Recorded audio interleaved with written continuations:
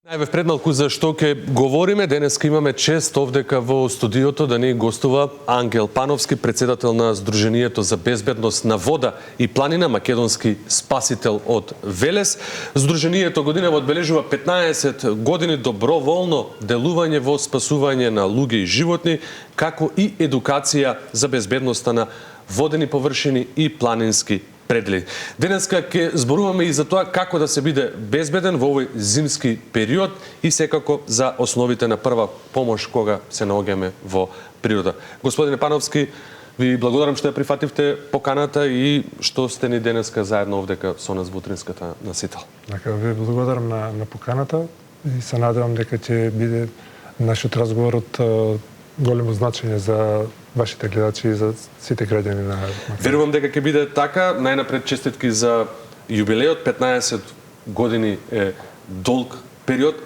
Можете ли да ни раскажете како започна целата приказна со македонски спасител Велес? Што ве мотивираше да формирате Сдружение за спасување на вода и на планина? И да напоменам за нашите гледачи дека Сдруженијето е практично доброволна природа. Така.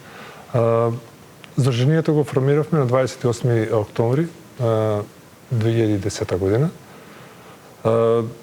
со една идеја за да се здружиме сите спасители кои во тој момент работевме на градскиот базен во Велес, каде што едноставно немавме доволно потребната опрема, ниту континуираната едукација, ниту пак она надградување на нашите вештини кои се потребни за нашата дејност.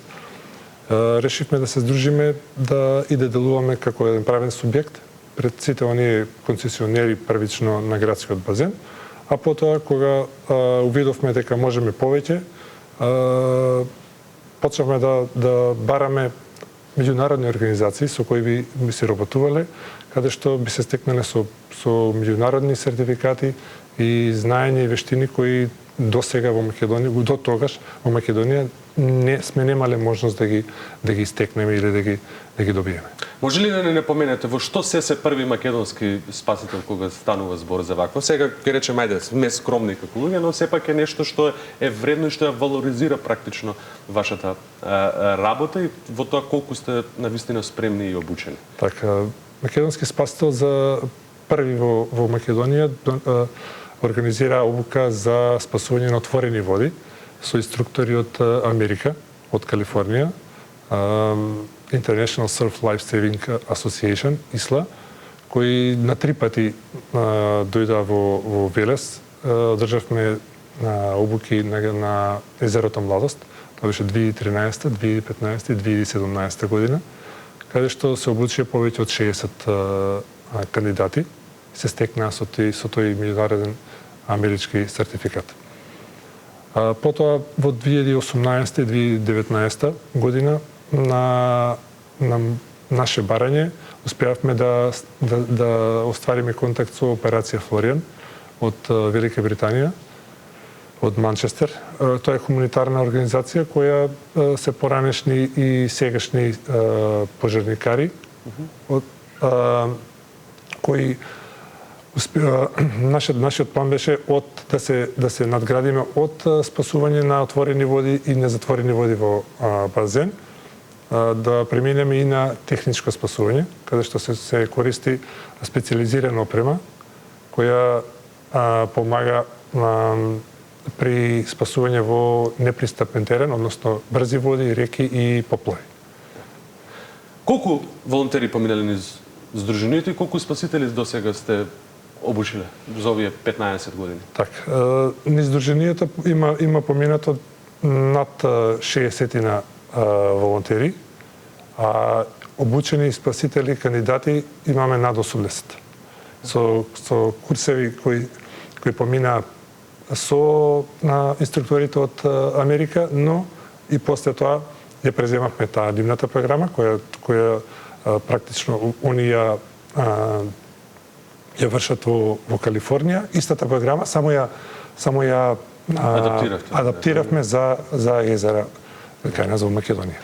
Уште едно прашање би се задржал. Во изминатите 15 години имате многу стекнато искуства со македонски спасител. Можете ли да не подсетите или да споделите некој случај кој, да речеме, најмногу ви останал во сеќавање? Јас ке споменам дека македонски спасител делувал и надвор од границите на Република Македонија и во соседна Црна Гора изминатото лето и на поплавите во Шабац, но нешто што оставило посебен печат во овие 15 години што ќе остане во сеќавање, ќе може ли да го споделите заедно со нас? Така. Ги спомнавте поплавите во Шабац, тоа беше 2016 година. 2014 мисля че беше. На наша иницијатива, после самите поплави, ние отидовме и едноставно сакавме да помогнеме во тој момент на поплавите во Србија. Во 2016 беа поплавите во Стајковци во Скопје. Тука бевме Тука бевме ангажирани од Дирекцијата за заштита и спасување. Ние како дел од како припадници на тимот за поплави бевме ангажирани и успеавме да одговориме на тој начин. Слободно напите се вода. Искашладе се ако треба.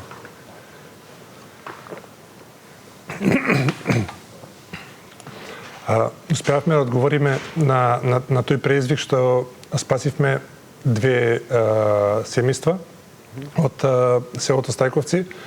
И вториот ден успеавме да извлечеме 15 на овци од селото Рачиново.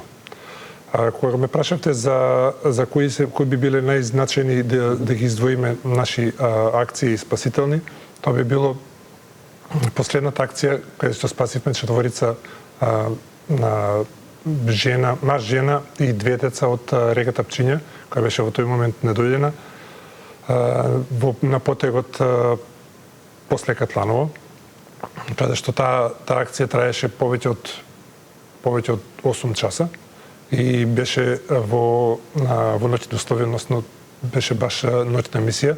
Имавме соработка од специјалната антитерористичка единица Тигар и од Дирекцијата за заштита и спасување.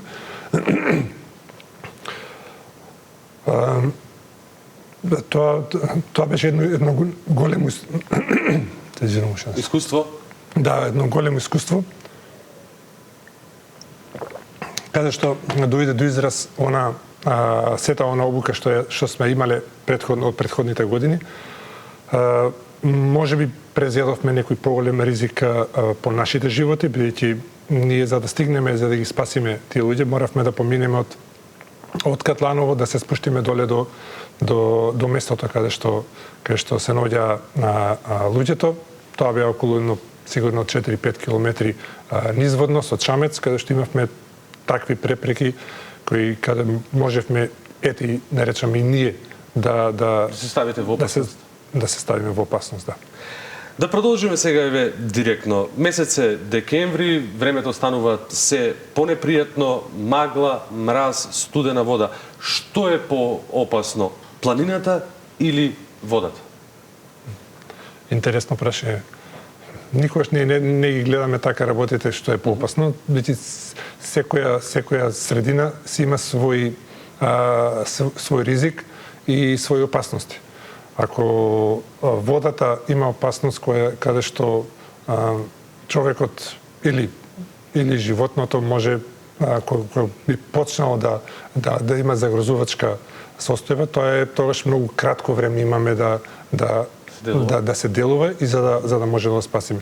А кога станува збор за планина, не секогаш е итна ситуацијата, може да биде животно загрозувачка, но може најчесто е со одложена дејност каде што спасителите секако не можат веднаш да стигнат таму. Има време да Да, така е. Така е. Потребно е повеќе време да се екипираш, да собереш сета таа опрема со возило, да стигнеш до тој непристапен терен, да се направи првична проценка и да се делува. Кои грешки најчесто ги гледате на терен? На терен неедуцираност кај граѓаните, кај посетителите на капалиштата и на плажите. малку вообразеност би рекол и непослушност, односно непочитување на сите на правила кои се ако е плажата под концесија, ако е организирана, посетителите најчесто не ги слушаат советите на спасителите. Добро, ако еве ќе земеме еден конкретен пример, ако некој се изгуби или повреди на планина во овој зимски период, што е првото нешто што треба да го направи или не треба да го прави? Првото нешто што треба направи да воспостави телефонска врска со Центарот за управување со кризи 112 и да остане на местото каде што е. Да каже точната локација, да го каже името и презиме, возраст, дали е повреден, колку луѓе се на локација и ако е возможно GPS локација да испрати. Господин Пановски, водата ретко ја поврзуваме со зима, генерално нели ја поврзуваме со летниот период, капачи на отворена вода, капачи на езеро, па и во базени каде што делувате како здружение, но кога ја поврзуваме со зимата, колку навистина е опасна водената површина во овој период од годината? На што треба најмногу да се внимава? Какви грешки најчесто се случуваат? Тука би ја поврзал водата со нашиот религиски празник Водици. Значи 19 јануар е нашиот празник Водици, каде што на Македонски спасител беше првата практична активност, каде што организирано делувавме како организирана спасителна служба на реката Вардар во Велес. Во зимскиот период реката Вардар е 6 степени. Сите оние верници кои скокаат по крстот, скокаат без заштитни одела, односно само со шорцеви. Најчесто за да се психолошки, за да се припремат, пијат алкохол, а тоа е нешто што е ние како спасители го забрануваме, затоа што ги атрофира мускулите и ја нема таа загреаност на тело? Ја нема. Човекот се чувствува загреан однатре, на мускулатурата му е секако ладна, односно крута, и во тој момент кога најнаш ќе влезе во тие ладни води, станува еден голем шок за телото и за организмот. Што треба да правиме, еве, додека стигне помош во такви случаи на хипотермија, кога температурата заради студената вода на човечкото тело ќе почне да паѓа? Што треба да правиме ако имаме човек во водата? Ако не се случи, нешто. Тогаш, ако можеме да влеземе, односно да му фрлиме некој пловен објект на лицето, за да може да се ако да најдеме некој подолг стап, каде што ние нема да се загрозиме, да влеземе во вода, а би можеле да го излечеме лицето и од кога би го изнеле, обавезно јакна, волнена блуза, ќебе и да однесеме веднаш на напиток, веројатно, да си го загрете и да викнеме брзата помош сега. Кои се другите опасности кои што не демнат во зимскиот период во однос на водата? Пред малку во неврзан разговор, пред да седнеме овдека во студиото, споменав една ситуација во која што, да речеме сега, езерцето во градскиот парк е замрзнато. Многу можеби од оние кои што не се толку запознаени ке сака да се задоволат да прошетат на него, но тоа може да се скрши да пропаднат во вода. Колку навистина треба да внимаваме на вакви појави во зимскиот период? Никој не може да ја знае проценката на тоа колку мразот е, да речеме, на една водена површина дебел, за да се изложи на таков ризик. Во зимскиот период не знам зошто некој би влегувал во вода. Значи, прво тоа. Второ, ако забележиме дека езерцето или некоја бара дека е замрзната, не препорачуваме да луѓето знаеме дека тоа е интересно за луѓето, за децата. Имавме еден случај во минатото во езеро Младост во Велес, каде што целото езеро замрзна и беше многу блиску татко со дете да пропадне. Значи, мразот се распука, но од страв и брзата, да речем, реакција на родителот се повлекува назад на брегот. Така. По сите овие години, господине Пановски, на терен, што денеска ве загрижува најмногу кога станува збор за безбедноста на граѓаните? Оно што и го спомнавте во текот на разговорот, дека сме слабо информирани, слабо знаеме и како да понудиме прва помош, по некој пат знаеме да сме и вообразени во однос на тоа дека ние знаеме се и дека ние можеме се. Така. Ќе почнем од најпростото. При полагање на возачки испит се полага и прва помош. Че секој од нас мора да знае да пружи прва помош најосновна. Ако имаме несреќа на било каде, на сообраќајна несреќа или на улица или во домашни услови, ние сме должни да му помогнеме на човек. Че законот не обврзува да застанеме и да му помогнеме на човек. Колку тоа ќе го знаеме, тоа зависи од нас. Но ние како спасители секогаш велиме доволно е да застанете, да повикате стручно лице, односно 112, каде што тие знаат кого да го повикаат. А првата помош не е само пружање прва помош ако некој е животно загрозен, прва помош е и психолошката помош. Додека да дојде стручната служба, служба биле тоа, да. Значи вие да му дадете психолошка поддршка, да му дадете волја за живот. Тоа секогаш го препорачуваме кај граѓаните. Дали луѓето повикуваат на време помош или пак чекаат предолго? Или тоа зависи од ситуација? Зависи од ситуација до ситуација. Мислам дека луѓето веќе сме доволно свесни дека треба да повикаме. Може би не сме доволно обучени и едуцирани да ние самите извршиме таа првата помош, но мислам дека веќе знаат дека треба да се повика 112. Така.